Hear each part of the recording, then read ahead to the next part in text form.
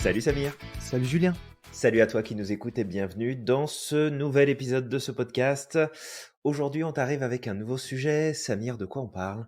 En fait, Julien, on est encore dans la continuité du podcast de la semaine passée au sujet de l'année 2023 parce qu'on est en janvier et puis c'est le moment où beaucoup de personnes prennent des résolutions, ont envie de changer plein de choses, ils ont envie de faire de cette année une année meilleure que celle qui s'est écoulée. Et donc, Mhm. le sujet du jour, c'est la recette du succès pour 2023 et on te partage encore quelques petites astuces pour réussir et pulvériser ton année 2023.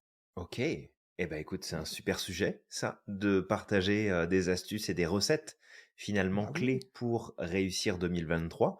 Alors chaque année, l'idée c'est bien sûr de faire mieux que l'année précédente, pas pour dire voilà j'ai fait mieux puis je suis content d'avoir fait mieux, mais continuer de progresser, d'avancer, d'aller de l'avant. Donc, Samir, on peut commencer peut-être par quoi? Ça serait quoi la première information qu'on pourrait donner aujourd'hui à celui ou celle qui nous écoute pour faire en sorte que 2023 soit une bien meilleure année que la précédente? Ouais, la première astuce, c'est déjà la pratique. C'est-à-dire que si vous avez des choses à changer, vous avez des nouvelles habitudes à installer, que vous voulez installer, vous voulez mettre en place de nouvelles choses dans votre vie, ce qui Mhm. va être le plus important, ça va être de passer à l'action et de pratiquer un maximum. Il y a ce fameux adage qui nous dit qu'en fait, l'expertise, c'est une fois qu'on a dépassé le seuil des 10 000 heures de pratique. Et une fois qu'on a Ok, dépassé ce seuil, alors il y en a qui remettent ça en question, etc. Mais ce qui n'est pas remis en question, c'est le fait que pratiquer, c'est s'expertiser, c'est faire de quelque chose un automatisme et une facilité. Et tu sais, c'est un peu comme, je sais pas si parmi ceux qui nous écoutent, il y a des personnes qui ont joué déjà à Pokémon, mais tu sais, quand tu commences le jeu, tu as un petit Pokémon, je crois qu'il était au niveau 5, tu sais, il était tout faible, etc. Et au fur et à mesure ouais. du temps, il y a Zelda, il y a tous ces jeux-là. En fait, tu gagnes de l'expérience. Et au plus tu gagnes de l'expérience, au plus tu peux continuer plus loin dans le jeu. Et c'est beaucoup plus facile au niveau où tu es, mais à chaque fois, il faut que Mhm. tu montes encore de level. Ok, Et en fait, c'est ça. C'est que au départ, on est à un niveau 5. Tu sais, tu as envie de reprendre le sport. Faut savoir que tu es, tout au début. Et c'est pas grave si tu sais pas faire comme les autres. Si tu t'inscris dans une salle de sport et que tu te rends compte que les autres, ils ont beaucoup de facilité et que toi, en fait, tu repars de zéro. Parfois, on a honte, mais c'est pas grave. Tu pars du niveau 5. Et au fur et à mesure du temps, au bout d'une semaine, 2 semaines, 3 semaines, tu vas avoir de l'expérience et ça va être beaucoup plus facile pour toi. Et c'est ça qui va être important. Pratique un maximum et pour commencer la pratique, Julien, on a une astuce qu'on conseille très souvent d'utiliser, c'est le Kaizen. Tu veux nous en parler? oui, tout à fait, Samir. Et je pense qu'on l'avait déjà évoqué dans la saison précédente des podcasts et même celle d'avant, la toute première. Mais le Kaizen, qu'est-ce que c'est? C'est avant tout faire un pas à la fois, une étape à la fois, une petite progression à la fois. Ouais, Et nous, c'est vrai qu'on n'utilise pas tellement le terme Kaizen dans notre approche. On parle souvent du d'effets 1% par cumulés. jour Ouais. ou d'effet cumulé. C'est ça. Et c'est vraiment de se dire, si je m'améliore sur quelque chose juste d'1% par jour, eh bien, à la fin, j'ai multiplié par plus de 7 fois mes résultats. Fait Mhm. que j'augmente énormément. Alors, zéro action fois quelque chose, ça fait toujours zéro résultat. Totalement. Donc, on Zéro agit, point on passe à d'expérience. l'action. Exactement. On a zéro XP, on n'a pas la jauge de progression qui augmente, on n'a pas de nouveau matériel, on n'a pas de nouveau sort, on n'a rien du tout. Rien Fait du tout. qu'on essaye d'avancer dans les meilleures conditions en faisant en sorte, justement, euh, de passer à l'action, une petite action chaque jour pour tendre vers ce qu'on a envie de vivre et de mettre en place, hein, tout simplement. Exactement. C'est une petite action, ça peut être très peu de choses, hein. Ça peut être, plutôt que de ne pas faire de sport, faire 5 minutes de sport, juste par Ouais. jour. Ça peut être, OK, je veux me mettre à courir, mais j'ai jamais couru, 5 minutes de course. Je vais lire 5 minutes plutôt que de ne pas lire de livre. Je vais ranger, ma maison 5 minutes plutôt que de la laisser en bazar, comme ça, toutes les choses se cumuler. C'est juste ça et en fait, au plus tu vas faire, au plus tu vas cumuler Ouais. de l'expérience. Alors doucement, mais il vaut mieux doucement que rien du tout. Et oui, complètement. Fait que toi qui nous écoutes, peu importe les projets que tu as en tête là aujourd'hui, ce qui va être important de garder en tête, c'est que peu importe où tu veux te rendre, ça va être du passage à l'action et des petites actions. Souvent, on c'est tombe ça. dans le piège de vouloir faire des gros trucs en se disant ouais, je vais poser cette action-là, ça va m'emmener super loin, je vais avoir les résultats que je veux. Mmh. Intéresse-toi à des petites actions. Qu'est-ce qui est applicable aujourd'hui, maintenant, pour justement progresser? C'est ça, parce qu'en fait, ce que tu disais Julien, il y a des personnes qui veulent faire, trop gros d'un coup. En fait, le problème de vouloir faire trop gros, c'est que ça dégoûte. Tu sais, c'est un trop Mmh. gros changement, le cerveau est pas préparé. Tu sais, surtout que le cerveau, il aime pas, sortir de la zone de confort. Il aime bien reproduire les habitudes parce que c'est ce qui est le plus confortable pour lui, Tout c'est à très fait. facile, ça lui demande pas d'énergie. Donc en fait, vouloir faire de grosses choses, c'est le meilleur moyen de se dégoûter. C'est pour ça que beaucoup de personnes n'arrivent pas à tenir leurs résolutions. Par Ouais, contre, complètement. 5 minutes par jour, 10 minutes par jour, c'est à toi de définir ton seuil, hein, de voir combien, tu es prêt à consacrer pour cette chose. Mais Ouais. tu sais, 5 minutes, 10 minutes par jour, en fait, en effet cumulé, ça va faire énormément et en fait, tu vas installer des nouvelles habitudes au fur et à mesure du temps, à force de le faire 5 minutes, 5 minutes, 5 minutes et après Ouais. ça va devenir beaucoup plus facile de passer à plus. Parce que tu Beh, vas oui. avoir besoin, je dirais même, tu sais, on sait que quelque chose commence à devenir une habitude lorsque, en fait, lorsqu'on ne fait pas quelque chose, on ressent de l'inconfort. Tout à Tu sais, fait. quand si tu prends l'habitude de lire 5 minutes par jour et qu'un jour tu te lèves, tu sais, au bout d'un mois, 2 mois et que tu as pas lu ton livre 5 minutes et tu dis: «Ah punaise, non, il y a un truc qui va pas là». Là, tu sais qu'en fait, cette habitude, elle est fortement installée. Ouais. Ça sera le signe effectivement que tu as vraiment progressé. Fait que Mmh. ça, c'est le premier point qu'on partage. 1er point, ouais. Hem, Maintenant, c'est quoi la 2e étape qu'on pourrait mettre en avant, Samir, pour justement faire en sorte que 2023 soit la meilleure, soit la meilleure Ouais. chose possible qui puisse nous arriver? Ben, il faudra, il y a un truc qui est intéressant et ça, je voulais en parler, c'est le mythe de l'intelligence. Alors quand je dis le mythe de Ouais. l'intelligence, le mythe du QI et cetera, en fait, Du où on quick-quick? pense que de QI, ouais, QI. Et en fait, on pense que seules les personnes intelligentes réussissent, par exemple, ou seules les personnes intelligentes, en fait, ont des facilités et c'est totalement faux, en fait, ce mythe-là Ouais. et parce que des fois, tu peux prendre des gens qui sont hyper intelligents, vraiment, c'est des gens hyper Mmh. talentueux, mais malheureusement, ils passent pas à l'action parce qu'ils sont là trop à mentaliser. Tu sais, il y a beaucoup d'attentes aussi et à côté, tu as une personne qui peut-être est une personne, c'est moyenne, mais qui Mmh. elle, passe à l'action, fait des choses, tu sais, cumule de l'expérience parce qu'elle se bouge et elle va aller beaucoup plus loin que la personne intelligente. Et ça, en fait, il faut savoir que déjà, alors on avait parlé du mythe du QI, du QI. En fait, le mythe du QI, à la base, il a été, initié par le psychologue Lewis Terman. C'est Mmh. lui qui a développé ce test-là et en fait, il avait décidé de faire passer à, 250 000 enfants, d'école primaire aux États-Unis, ce test-là. Ensuite, il a sélectionné plus de 1 400 enfants dont le QI se trouvait entre 140 et 200 et il les a nommés les termites. Et en fait, pour lui, d'accord, il partait du postulat que les personnes ayant un QI élevé formeraient les élites de la société. Mmh. Donc ça, c'était son postulat. Et il a fait de ce postulat, en tout cas pour beaucoup de personnes, c'est devenu une réalité parce que même certaines écoles, et cetera, vont sélectionner, en fonction du QI des élèves. Mmh. Mais il y a une étude récemment, il y a aussi pas mal de choses qui sont ressorties récemment avec les intelligences multiples. C'est-à-dire que le test de QI, c'est une manière de mesurer l'intelligence, mais c'est pas, non plus, toutes les intelligences qui existent, il y en a plusieurs, des formes d'intelligence. Et il y avait l'université du Michigan qui avait tenté une expérience de, alors qu'on dit de discrimination positive, qui avait accueilli 10 d'élèves qui venaient de milieux défavorisés OK. et le reste, tu sais, c'est des élèves qui avaient, il me semble, un bon QI et ils se sont rendus compte qu'en fait, les élèves venant de milieux défavorisés, ben, s'en sortaient aussi bien que les autres, en fait, au final. Donc les moins bons, parmi une classe d'excellents élèves qui avaient un bon QI, bah, Mmh. finissaient par avoir à peu près les mêmes résultats que ces personnes-là qui ont un fort QI. Ça montrait en fait surtout que l'intelligence, c'est quelque chose qui se construit aussi.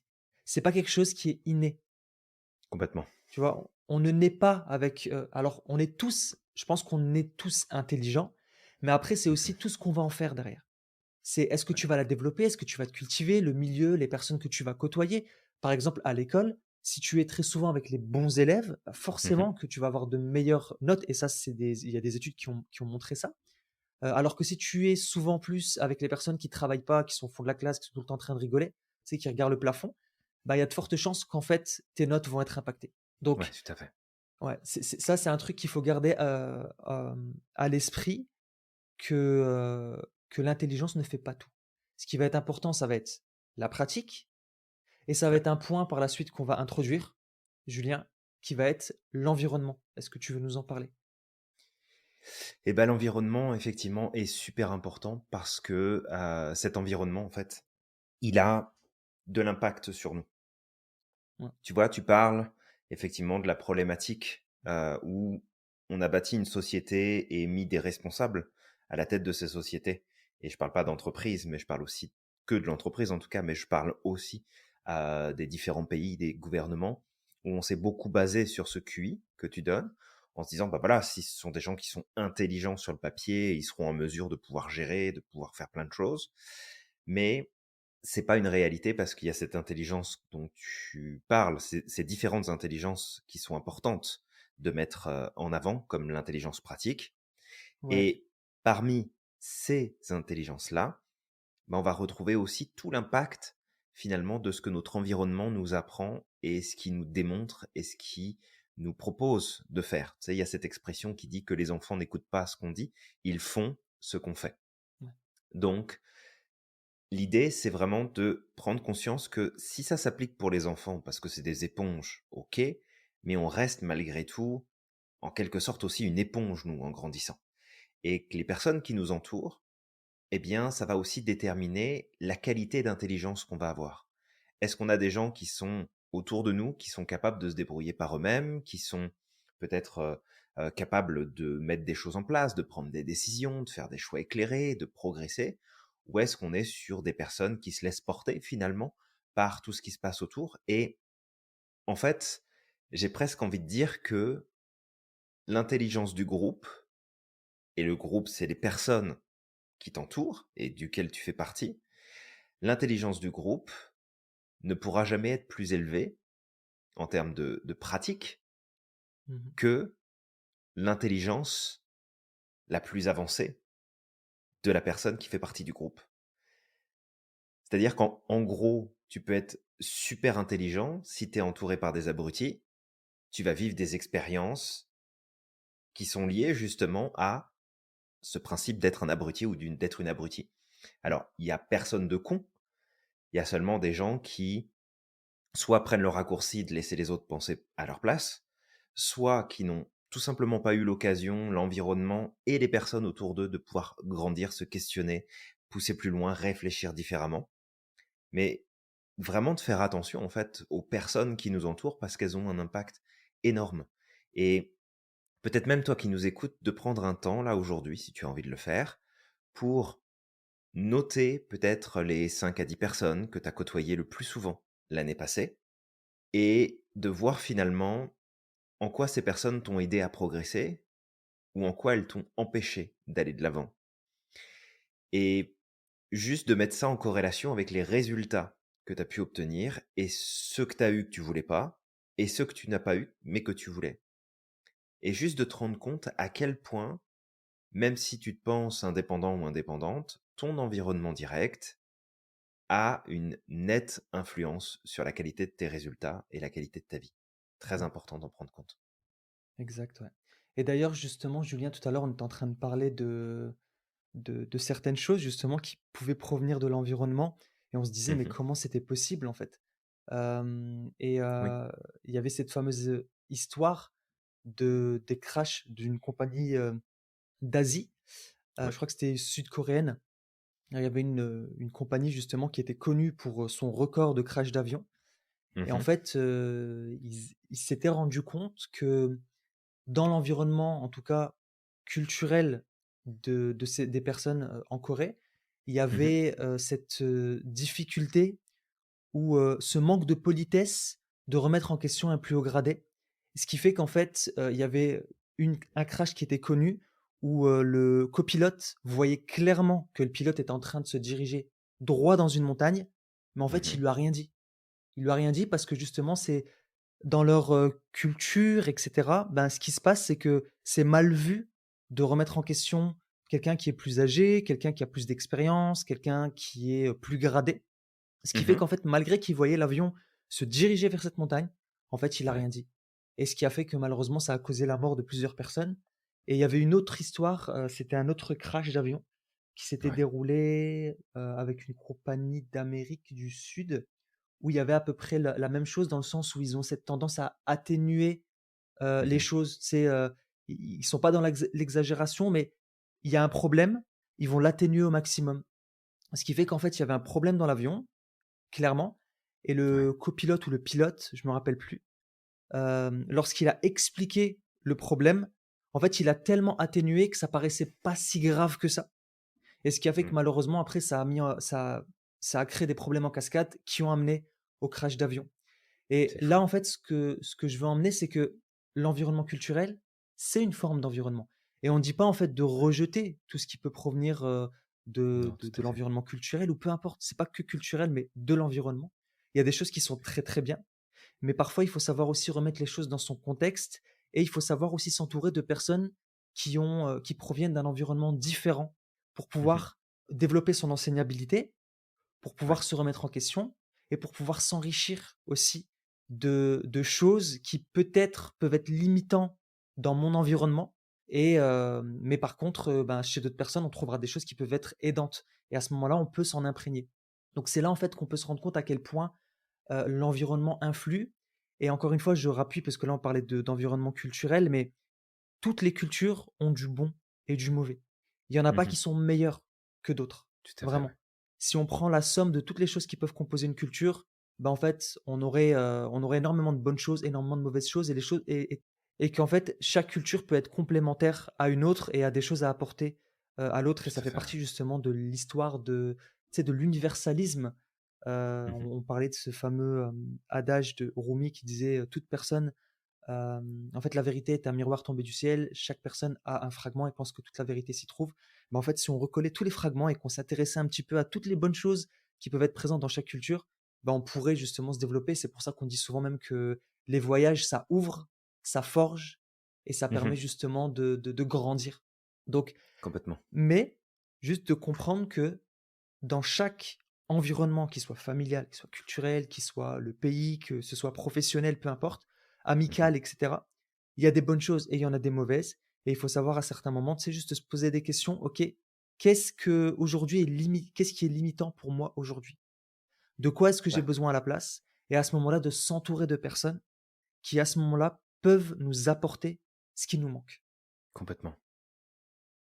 Fait que dans les astuces, qu'on te donne, toi qui nous écoutes, eh bien, la deuxième et peut-être même la troisième, parce qu'on a parlé de quoi? On a Ouais, parlé ouais, du passage à l'action, on a parlé exact. de pas se Du fier mythe de nécessairement, l'intelligence. Ouais, c'est ça, au mythe de l'intelligence et de surtout pas se retrouver à se dire: «Ouais, mais moi je suis pas capable, j'ai pas assez de ceci, j'ai pas assez de cela, ouais, je n'ai pas assez de, mmh, de diplômes ou de certifications ou peu importe». Alors, je dis pas qu'il en faut pas, hein. Bien sûr, il y a certains ouais. métiers qui sont nécessaires, il y a besoin d'être formé, il y a besoin de plein de choses. Mais c'est de pas se mettre en fait à de barrières inutilement sur les projets qu'on a envie de réaliser, sachant que le plus important, c'est pas d'être la personne la plus intelligente de la pièce. Ouais. Parce qu'objectivement, quand tu es la personne la plus intelligente de la pièce, c'est qu'il y a un problème.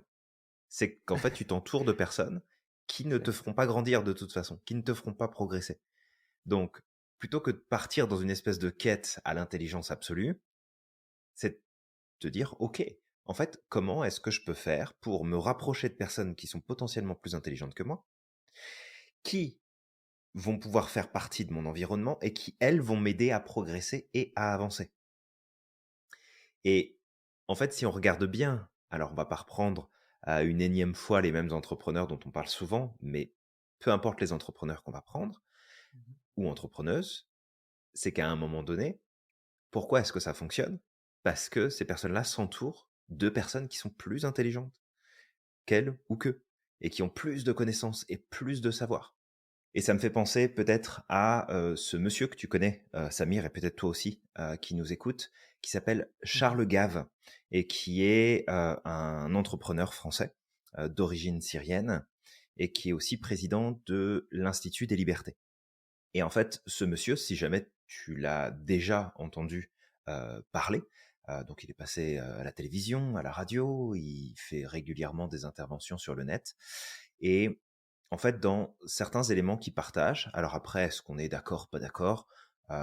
Il a un point de vue spécifique sur le monde et sur comment les choses fonctionnent.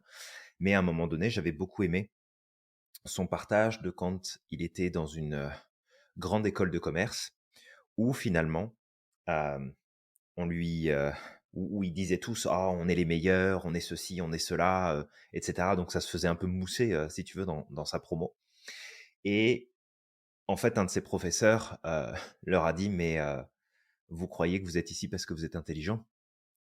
En fait, vous êtes ici parce que vous avez démontré votre capacité à pas réfléchir et à juste redonner ce qu'on vous demande de donner». Mmh. Et et en fait, il mettait ça en avant pour justement faire le point sur: ne te bloque pas parce que tu as l'impression de pas rentrer dans les cases de, ce qu'il faut en fait pour grimper l'échelle sociale, l'échelle professionnelle, heu et en vrai, tu as tout ce qu'il faut si tu es capable de réfléchir par toi-même et si tu es capable de prendre des décisions par toi-même, de t'entourer des bonnes personnes pour avancer et justement d'arrêter de courir après tous ces principes qui sont rattachés à la notion de réussite et de succès, qui sont en fait des mythes comme le mythe de l'intelligence que tu venais de justement d'évoquer, Samir. Ouais, exact. J'avais déjà vu, effectivement cette vidéo et je pense que c'est lui aussi qui mettait beaucoup en comparaison tu sais, la mentalité très, francophone de: «Il faut des diplômes, il faut ceci et cetera». Enfin, tu sais, vraiment de cultiver de mettre l'intelligence sur un certain piédestal et Tout à fait. tu sais, plus le côté expérience du côté anglophone. Hem donc ouais, j'avais vu ça en fait. En gros, l'intelligence, en tout cas dans tout ça, c'est d'avoir des bons soldats qui vont écouter les ordres et qui vont être capables de mettre en pratique ce qu'on leur demande ou de créer ce qu'on leur Ouais, demande, de faire ce qu'on leur demande. Et de l'autre côté, en fait, ce serait moins l'intelligence, mais tu vas développer tu vas développer ta créativité et au avec de l'expérience, tu auras la capacité justement de réussir. Donc ouais, ouais. c'est un truc, c'est un truc primordial et c'est quelque chose à garder, à l'esprit, en fait. Parce que si tu regardes, comme on parlait des entrepreneurs, j'avais vu alors la dernière fois, j'avais entendu parler du mec qui avait créé le noyau Unix. Alors Unix, c'est Mmh. un système d'exploitation et il Ouais. faut savoir que, par exemple, les ordinateurs sur Mac fonctionnent avec un noyau Unix encore aujourd'hui Mmh. et heu et en fait, le mec qui a développé, il avait pas fait des études au départ. C'est juste que il a touché au code, il s'est trompé, tu sais, il arrivait pas au début, c'était difficile pour lui, il faisait des essais, erreurs, essais, erreurs, essais, erreurs et en fait, à force de pratique, bah, qu'est-ce qui s'est Ouais. passé? Il a développé un système d'exploitation qui aujourd'hui, bah, tu vois, est encore utilisé, par exemple dans les serveurs et cetera. Unix est très, très utilisé. Dans la sécurité, il me semble qu'on utilise beaucoup, Unix, si je me rappelle bien Mmh. et là, bah, par exemple, iOS, c'est où, que ce soit vos iPhones, que ce soit vos Mac, et cetera, bah, en fait, il y a un noyau Unix et tout ça, ça s'est pas fait tu sais, le mec, il est pas né, intelligent où il savait coder dès sa naissance. C'était très difficile pour lui, il a mis du temps à comprendre la logique, Ouais. mais juste, il a pratiqué chez lui et je me rappelle même, tu sais, parce que j'avais fait de l'informatique et quand j'étais en BTS, j'avais un ami dans ma classe qui était hyper fort en codage, vraiment en coding. Il était très, OK. très fort et le mec, en fait, il avait pas pris d'études. C'est juste que depuis qu'il était gamin, tu sais, il avait eu sa première Amstrad, un truc comme ça, tu sais, un ordinateur. Mmh. Ouais. Il a commencé à coder dessus et puis après, tu sais, il a continué et le mec, il faisait des trucs de malade, que je me rappelle une fois, il avait planté carrément sa connexion internet parce qu'il avait essayé de d'aspirer des données d'un site web et du coup, en fait, son fournisseur d'accès lui a carrément coupé, tu sais, sa connexion. Il avait fait ça à l'époque, maintenant ça se fait, tu sais, ça se fait beaucoup, mais OK. tu sais, j'avais 20 ans à cette époque-là, quand j'étais en BTS et qu'il avait fait ce truc-là et il a fait c'était quoi? C'était juste bah, de l'expérience, en fait. il y a quelque chose qui me plaît, je vais essayer. Ça va être inconfortable parce que je connais Ouais, pas, parce qu'au début c'est difficile, il faut se creuser la tête, et cetera. Mais à force de persévérance, qu'est-ce qu'on fait? On y arrive. Et ça va ouais, introduire les 2 prochains tricks qu'on va leur donner. absolument. Fait Ouais, qu'on peut peut-être commencer par la persévérance, si tu es OK avec ça? ouais, on peut commencer par la persévérance, ouais. Parfait. Fait que la persévérance, ça va être un point qui va être vraiment super, super, super, super, super important. Grave. Hem, il y a cette étude dont on avait déjà parlé et puis en plus qui a été reproduite, plus récemment que la première, sur le fait justement de persévérer et de l'associer aussi à la patience.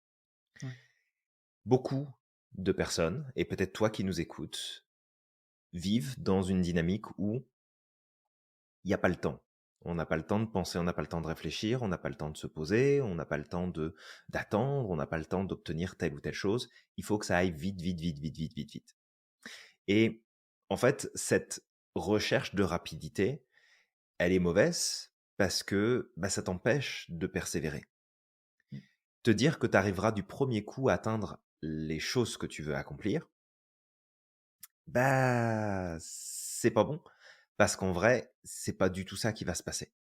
C'est pas du tout cette expérience-là que tu vas vivre et tant que tu auras pas intégré le fait que rien ne se passera comme tu veux et que pour cette raison, il faut prendre le temps justement de faire les choses, de répéter, de recommencer, de réajuster, bah, tant que tu auras pas mis effectivement cette dynamique-là en place dans ton mode de fonctionnement, malheureusement, tu vas avoir en fait plein de déceptions. Ah ouais, mais bon, ça j'ai essayé, puis ça n'a pas marché, je suis passé à autre chose. Ah oui, mais là en fait, regarde, ça fait déjà 2 semaines que je suis dessus, puis j'ai pas progressé, donc je m'arrête. Et sans porter le moindre jugement, ou critique, ou autre, jette un œil sur l'année qui s'est écoulée, et regarde peut-être les choses où, avec du recul et de l'honnêteté vis-à-vis de toi-même, de te dire, mais sur quoi finalement j'ai pas été assez persévérant ou persévérante. Parce que et il y a probablement des choses que tu verras que tu as mises de côté, parce que les résultats, eh bien, n'arrivaient pas comme tu le souhaitais, au moment où ça aurait dû se passer pour toi.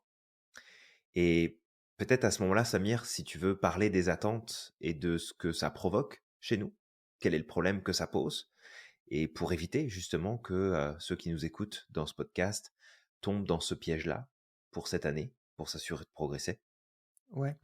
Ben, en fait, le problème de mettre des attentes, c'est que ça peut fortement nous décourager et en fait, par exemple, tu vois, tu vas commencer quelque chose, tu as envie d'atteindre un objectif, tu as, des attentes que, bah, tout va bien se passer en fait, de A à Z, il y aura aucun problème.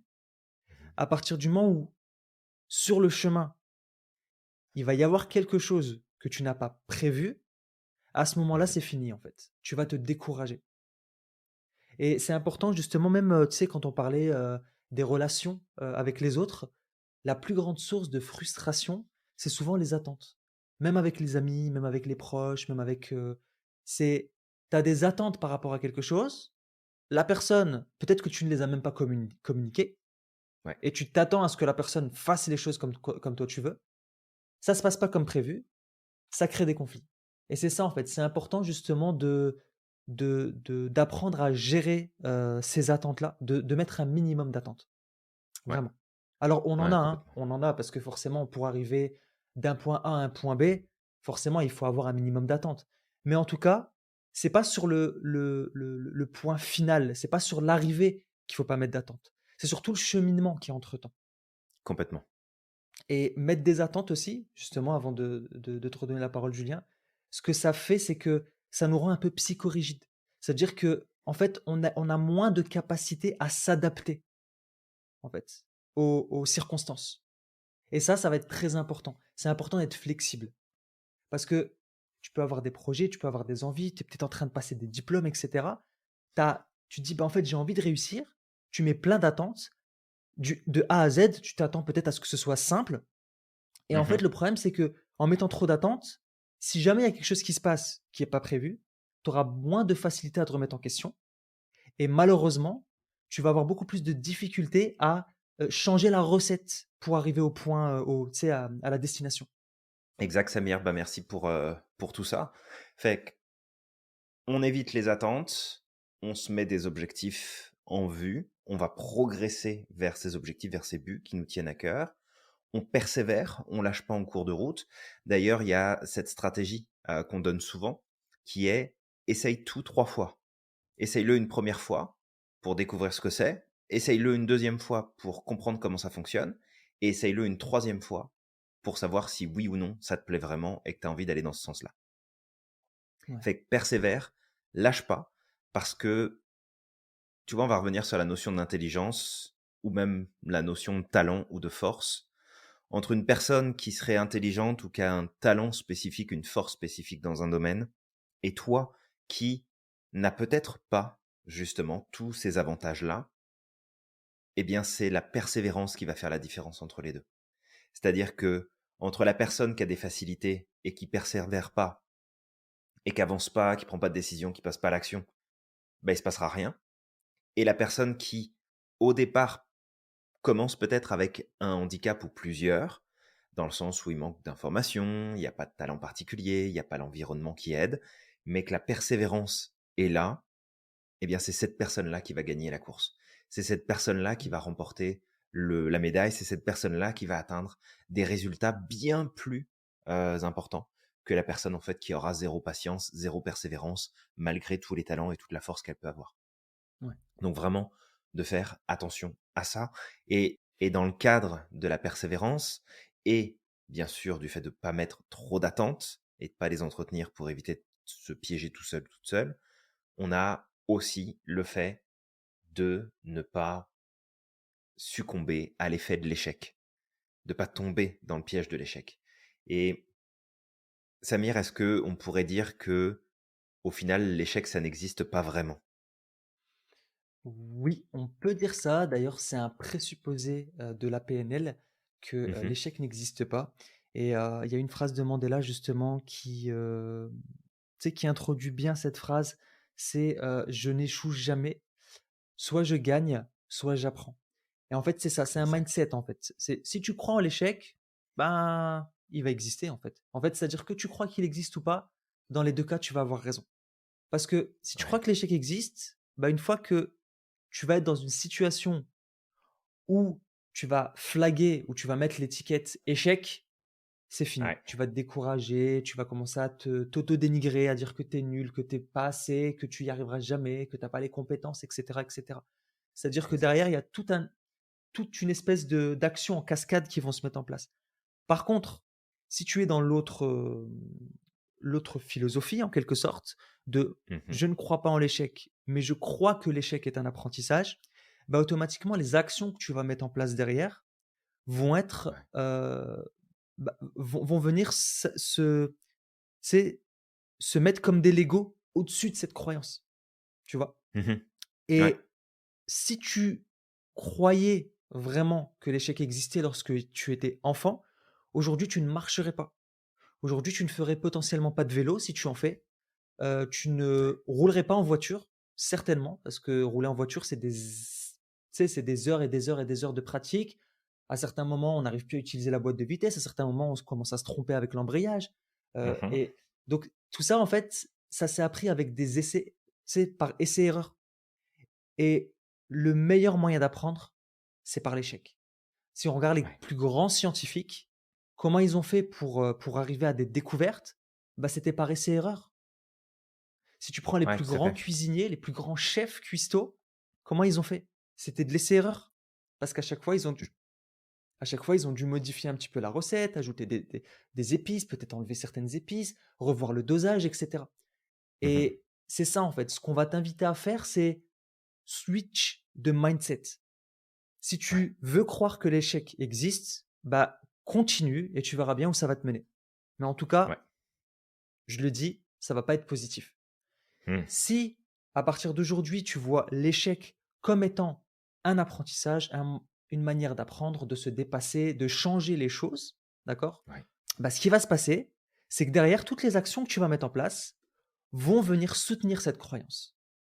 Ouais, exact, Samir. Et en plus, peut-être ce qu'on peut rajouter, c'est que l'échec, c'est ce qui va t'emmener vers la réussite, vers le succès, vers la progression.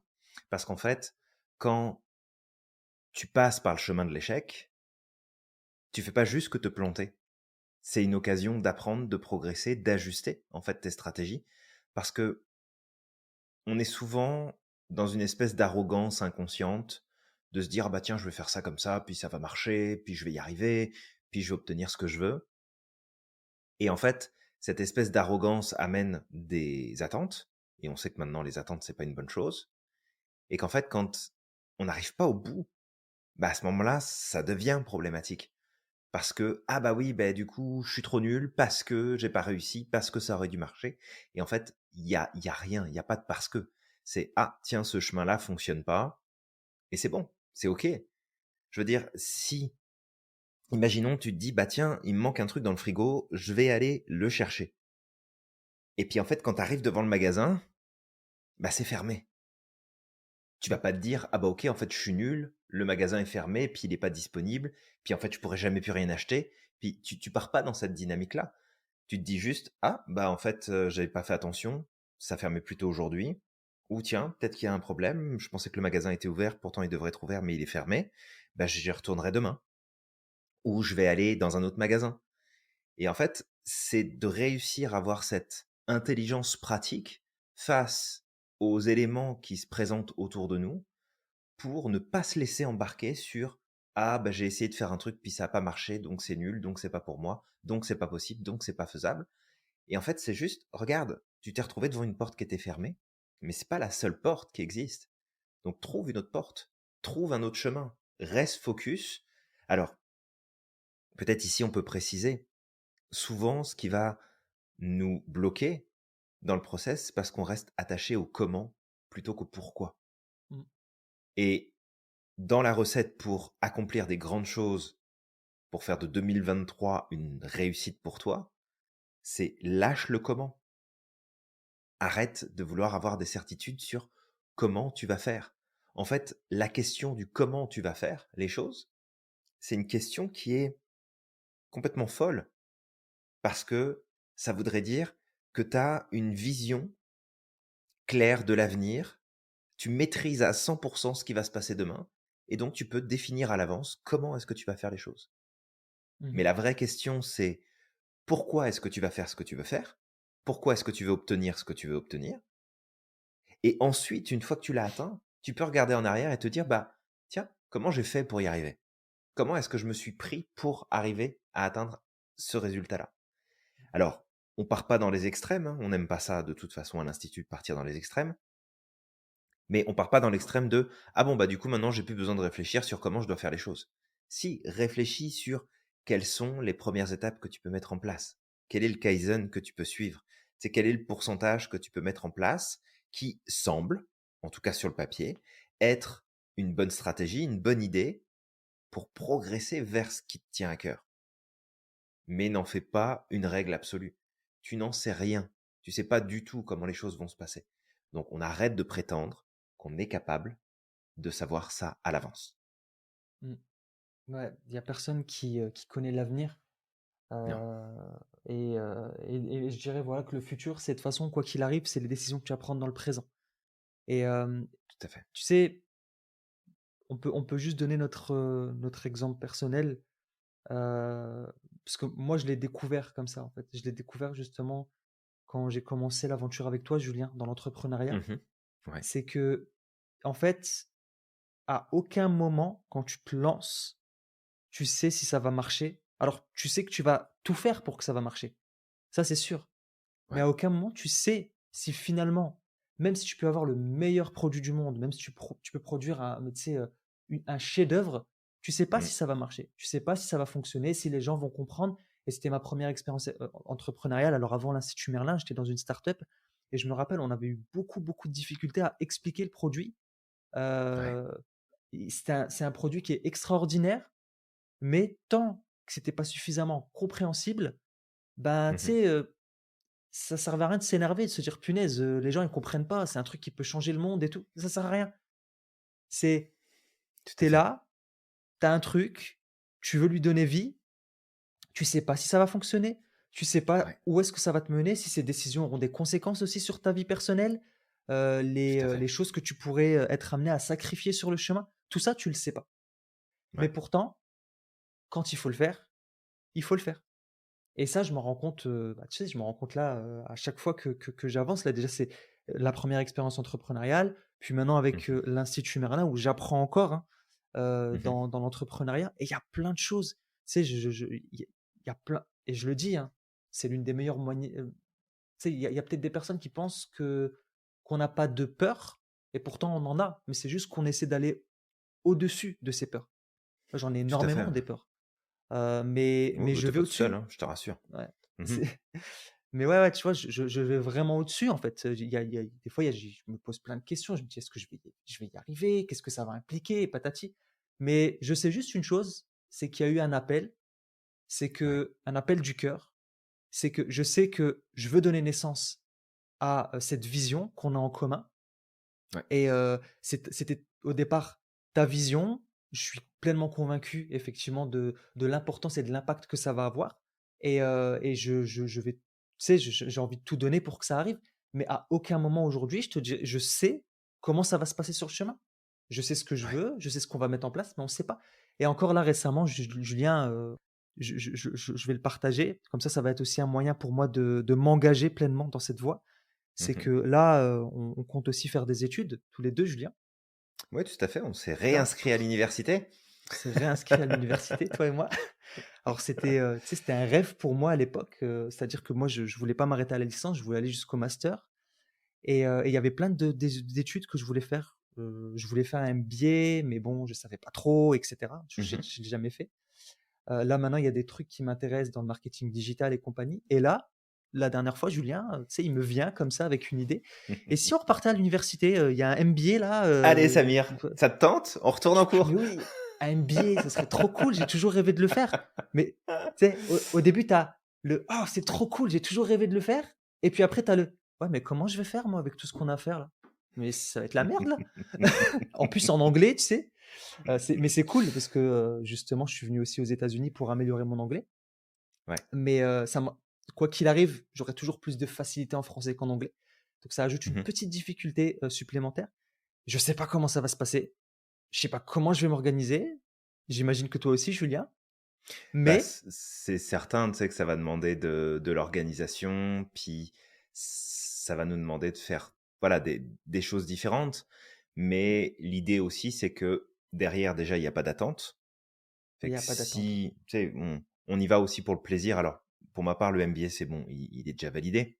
Ouais, Mais, heu, tu en as déjà un, je c'est crois. c'est tu sais, c'est vraiment ouais, c'est vraiment de se dire: «OK, en fait, ça devient super intéressant. On a une, opportunité d'apprendre encore plus de choses, de progresser, dans le domaine de l'entrepreneuriat, dans le domaine justement de la compréhension, du monde informatique, de l'internet Mmh. spécifiquement et on le fait aussi parce que, bah, ça vient en lien avec tout ce qu'on est en train de mettre en place, ce qu'on développe et le fait de pousser encore plus loin nos projets. Donc ça, c'est Ouais. cool. Mais c'est certain, après, tu sais, on pourrait se dire: «Oh là là, mais j'y arriverai jamais, puis c'est trop compliqué, puis OK, on a 2 ans pour l'accomplir, mais peut-être qu'en 2 ans, on n'aura jamais le temps avec tout ce qu'on a à faire» et en fait, on prend l'opportunité et puis après on réfléchit à: «OK, bon maintenant comment on s'organise? Comment on fait?» et c'est sûr qu'on a beaucoup de travail, beaucoup de choses à mettre en place, mais dans un même temps, on est aussi en mesure de pouvoir gérer notre temps parce qu'on a notre liberté, finalement, par Ouais. rapport à tout ça.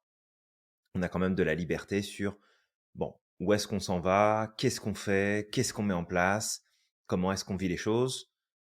Et tu sais, on y va et quoi qu'il arrive, on apprendra des choses et on progressera, peu importe l'issue, en fait, de la chose. Ouais, c'est ça. Mais, tu vois, justement, pourquoi est-ce que je parlais de ça? Parce que, ben, justement, au travers de cette chose-là qui arrive et qui commence là même, ben, on est exactement dans la même situation. On ne sait pas Ouais. comment ça va se passer. On ne sait pas, tu sais, si on va arriver jusqu'au bout, si sur le chemin, on va pas avoir d'autres obligations, d'autres choses qui vont faire qu'en fait, on va pas pouvoir s'impliquer pleinement. Mais Mmh. il y a cet appel du cœur, il y a cette conviction et quoi qu'il arrive, on passe à l'action et on fait tout ce qui est en notre possible pour y arriver et quoi qu'il arrive, même si on échoue, on apprendra des choses. Tout à fait, complètement. Et donc c'est un super exemple. Alors toi Ouais. qui nous écoutes, bien sûr, tu dois peut-être te demander: «Mais comment est-ce qu'ils font Ils sont pour faire tarés ces autant de choses? 2-là. C'est des grands malades». Oui, quelque part, on est un peu des grands malades, mais on a aussi ça à cœur de progresser et d'aller, aussi loin qu'on peut. Mais après, le but, c'est pas non plus de se surcharger. On n'est pas, dans une optique de: Oui, «Ah oui, vite, oui, vite, oui. vite, faut toujours en faire plus, faut aller plus loin, faut». Non, on le fait parce qu'on a le goût de le faire, on a à cœur de le faire. Ça va venir s'intégrer dans le développement de ce qu'on a envie de mettre en place. Après, on a déjà énormément de choses entre les mains, énormément de connaissances, de ressources, de savoir. Donc, c'est pas comme si on partait de zéro. C'est plus pousser un petit peu plus loin la dynamique. Et si cette dynamique-là amène à une validation quelconque, bah, c'est super. Parce que voilà, mais on n'est pas en recherche, si tu veux, toi qui nous écoutes, de dire ah, mais il nous faut absolument un nouveau diplôme. Non, non, pas du tout. Bah, oui, oui, C'est oui. vraiment le plaisir d'apprendre quelque chose de supplémentaire, de revoir aussi des basiques que bah, on peut avoir chacun de notre côté et en fait pousser plus loin les choses. Et c'est important aussi pour nous, justement, de nous former régulièrement et on t'invite, ça peut même faire partie des stratégies pour que tu fasses de 2023 une année encore meilleure que toutes les précédentes, qui t'amènera vers la suivante encore plus, plus équipée, plus armée, plus dans ton potentiel et dans tes capacités. C'est en fait, c'est de continuer à apprendre, continuer à de progresser, continuer d'aller de l'avant en fait et d'ouvrir tes champs d'investigation, de possibilités, de découverte. Et c'est d'ailleurs aussi pour ça que on est un des rares, parce que je peux pas dire qu'on est le seul, puisque j'en sais rien, mais on est un des rares centres de formation dans nos domaines, de ce qui est la relation d'aide, le coaching, où une fois que vous rentrez en formation, une fois que toi tu rentres en formation, Mmh. bah, sur le sujet sur lequel tu t'es formé, tu continues à accéder en fait aux mises à jour des cours, tu continues à accéder à tout ce qu'on vient rajouter, modifier, renforcer dans toutes les formations qu'on donne, Ouais. parce que bah, l'apprentissage continu, c'est aussi en fait un critère de professionnalisme, c'est un critère de réussite, c'est un critère de progression en fait dans tous les domaines. Et le domaine du coaching en fait également partie. On est là pour montrer au monde que les choses peuvent bouger, changer, qu'on peut progresser, qu'on peut aller chercher plus de résultats. Mais si nous, on reste finalement sur nos acquis, qu'on va pas chercher plus loin et qu'on se challenge pas, quitte à se planter, parce qu'on se plante des fois avec Samir, puis c'est OK. Mais Oh là si on là, se challenge pas pas pour aller d'autre choix. chercher plus loin, comment est-ce qu'on pourrait en fait prétendre avoir cette posture de coach et de formateur et de formatrice pour les femmes qui font partie de l'institut? Bah en fait on pourrait pas, on serait pas légitime dans cette posture-là. Mmh mh, mmh. Donc c'est aussi notre rôle de bien faire les choses. Ouais, exactement. Exactement. Bah, écoute, on a fait, même au travers là des exemples qu'on a donnés, on a fait, on a refait un parallèle avec toutes les, techniques qu'on a données justement. La Mhm. persévérance, le fait d'embrasser l'échec, vraiment faites de l'échec votre meilleur ami. Parce que, Ouais, sans échec, vous n'apprendrez pas. C'est impossible d'apprendre sans échec. absolument. On parlait, ben, aussi de l'inconfort. Alors on avait parlé de l'échec, mais en fait, l'inconfort, c'est ce qui va vous indiquer qu'il y a une voie de progression. Ouais, Si vous ne ressentez jamais d'inconfort dans peu importe la situation, dans votre métier, dans votre développement professionnel, dans votre développement personnel, ben, en fait, c'est que si tout est trop facile, c'est que tu progresses pas. C'est à tout partir à du fait. moment où tu sens qu'il y a un inconfort, que ça devient un peu difficile, Mm. que à ce moment-là, tu es en train de pousser un peu plus haut, en fait. Ouais, complètement. Donc voilà et peut-être, Julien, pour aller plus loin, Oui. alors on a fait 2 podcasts à ce sujet-là, où on a donné, des astuces pour pouvoir, tu sais, aborder cette année 2023 de la meilleure des manières. On fait quoi la 13. semaine prochaine, le vendredi 13? Et ben le vendredi 13, parce que ça porte bonheur, Ouais, on a 2 ateliers de, préparation de la nouvelle année. C'est 2 ateliers, alors c'est le même atelier. Il y en a un qui se déroule en ligne et il y en a un autre qui va se dérouler en présentiel en fin de journée, vendredi, donc 13 à Montréal. Donc en fonction de là où tu es, bah, si tu es à Montréal, tu es le ou la bienvenue pour nous rejoindre. On va mettre les liens, justement dans le détail de ce podcast et si jamais tu es pas disponible ou que tu es à l'autre bout du monde ou autre, eh bien, il y en a un aussi qui va se dérouler en ligne et qui sera à 19h heure de France, 13h heure de la côte est américaine et ensemble, pendant à peu près 2 heures, 2 heures et demie, on va travailler en profondeur à définir la nouvelle année, travailler sur qu'est-ce qu'on doit mettre en place, comment est-ce qu'on doit réfléchir les choses, à quoi on doit donner priorité pour s'assurer de faire en sorte que cette nouvelle année soit une pleine réussite. Donc tu vas avoir toutes les infos qui vont être disponibles justement en détail de ce podcast et également sur la communauté et plein plein d'autres façons aussi. Ouais, exactement. Donc avec tout ça, d'abord on te remercie pour ton écoute, pour ton attention et on va maintenant t'inviter à commenter, à liker, à partager finalement tout ce qu'on te donne là. Hésite pas à parler des autres podcasts aussi, parce qu'il y a déjà 2 saisons et là on attaque la Ouais, troisième. Donc vraiment fais passer le message, on compte sur toi. Et puis s'il y a quoi que ce soit qu'on peut, finalement t'apporter, t'amener de l'information, t'éclairer en fait sur certains sujets, bah, tu sais quoi? Tu nous le fais savoir, tu laisses un commentaire. Comme ça on sait, eh bien, ce qu'on peut amener, ce qu'on peut t'apporter, ce qu'on peut contribuer, en fait, dans la démarche et ça nous fera grand, grand, grand plaisir de savoir que, bah, tout ce qu'on met en place, tout ce qu'on déploie avec Samir, les efforts qu'on met et le travail qu'on fournit, paye quelque part parce que, bah, ça te fait grandir, ça te fait progresser. Donc laisse-nous savoir tout ça. ouais, exactement. Et bah, du coup, avant de te dire au revoir, on va t'inviter à être incroyable chaque jour. Exact, n'oublie pas à quel point tu es toujours magique et que tu as toujours le pouvoir de réaliser absolument tout ce que tu veux et on te dit à la À prochaine. la prochaine.